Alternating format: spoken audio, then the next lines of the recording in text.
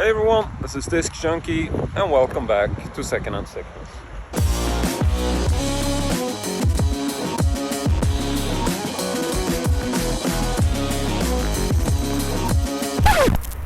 And so today I'm back at the car boot sale. You see there behind me, the place looks absolutely packed, weather is perfect. I got a great spot even though everyone else seems to be running around looking for places to park. So I'm pretty happy and feeling really stoked. Let's just get into it.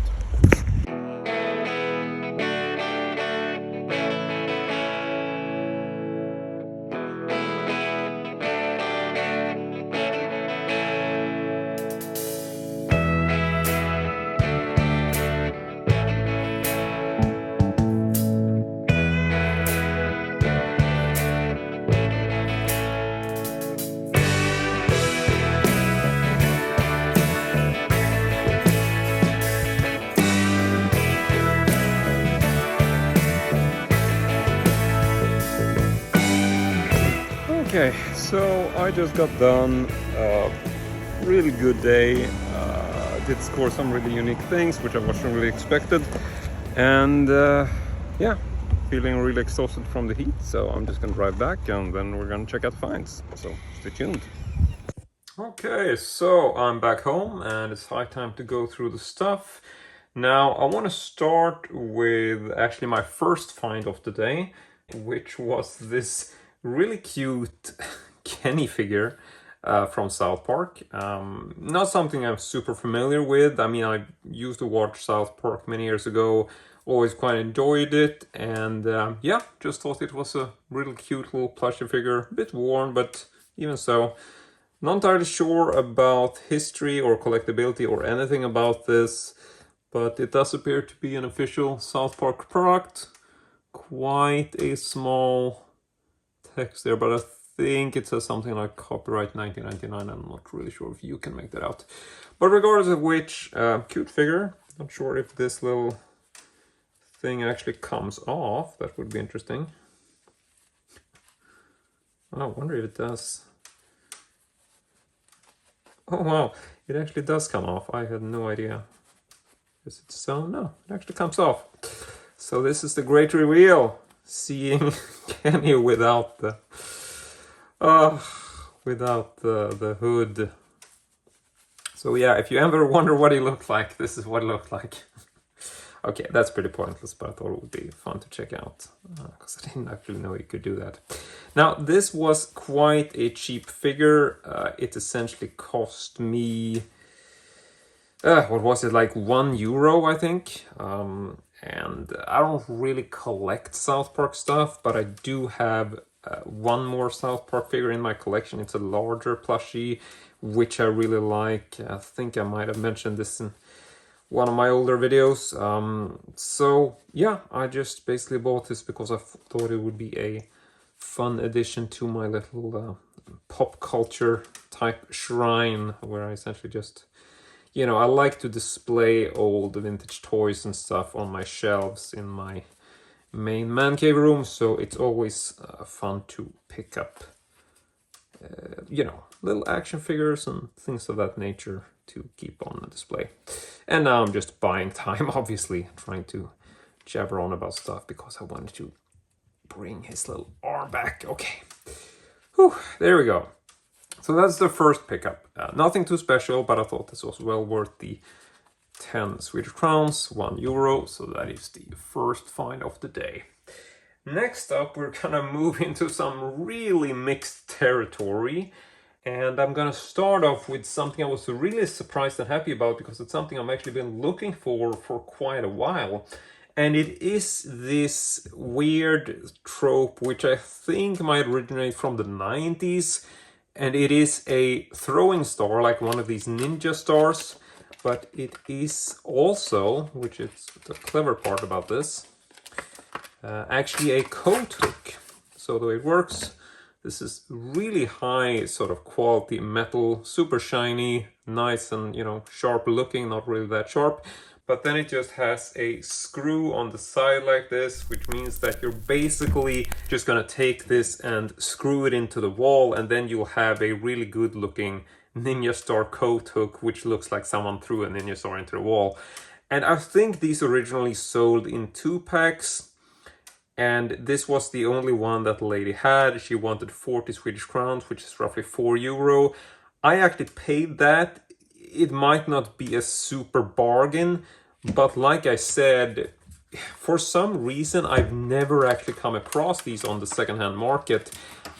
Maybe this is a Swedish thing, that they weren't, you know, they're not that easy to find here.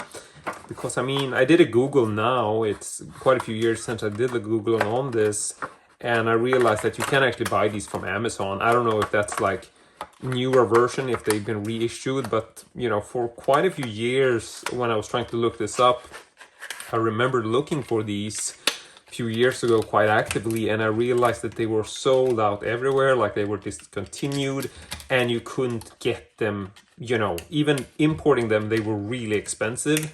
So yeah, looking at it now online, it seems like they are much more common than they used to be. But either way, I'm pretty sure that €4 for one of these is not a bad deal. So pretty happy about this, and now I'm making a mess on the table again, just bringing some dirt up. And just for fun, I thought I would actually show you what I did with this coat hook. Decided to take a bit of an unorthodox approach and actually mount this into one of these bookshelves that I got. So just screwed that in there and decided to make it a bit of a display piece for this shelf where I have some ninja movies, which I thought was a just fitting theme for this, obviously. So yeah, that's just a bit of an inspiration for you guys, but now let's get back to the rest of the video. Now, next thing I want to show you is actually a bit of a weapon. And this is a very vintage looking machete, which is quite rusted, quite worn, and it's actually pretty sharp. The seller had sharpened this. So I just really like the look of this. It cost me about €15. And I'm just planning to hang this in my Texas Chainsaw Massacre room, the horror room, because this is the kind of stuff that I really like to keep in there just for display purposes, because I think it adds to really creepy, cool, violent atmosphere, so to speak. So that is my third find of the day. Next up, we have 2 more things, and the first thing I want to mention is something that's sort of in the same area. I essentially got it for the horror room as well, and it is this really vintage looking tool. It's actually a hand drill, which does sort of come apart at the top. I don't know if that's because it's broken or if it's supposed to be like that, but basically this part is supposed to rotate, so you'll hold this and then you can just manually, you know, turn this in order to use the drill. And the drill is also quite sharp, so I don't know, I just thought this was a cool vintage looking item, so I decided to just grab it for the horror room. And yeah, so there's really not any sort of major other thought behind this, so I just thought it looked really cool and figured it would definitely fit the atmosphere in that room. So now I just have one more thing on the list here, which I want to mention, and that is actually something that I found last weekend. But the thing is that last weekend I only found this one thing, so I didn't actually make a video about it. And it is actually a DVD, which is not something I generally pick up secondhand, because usually I like to pick up Blu-rays.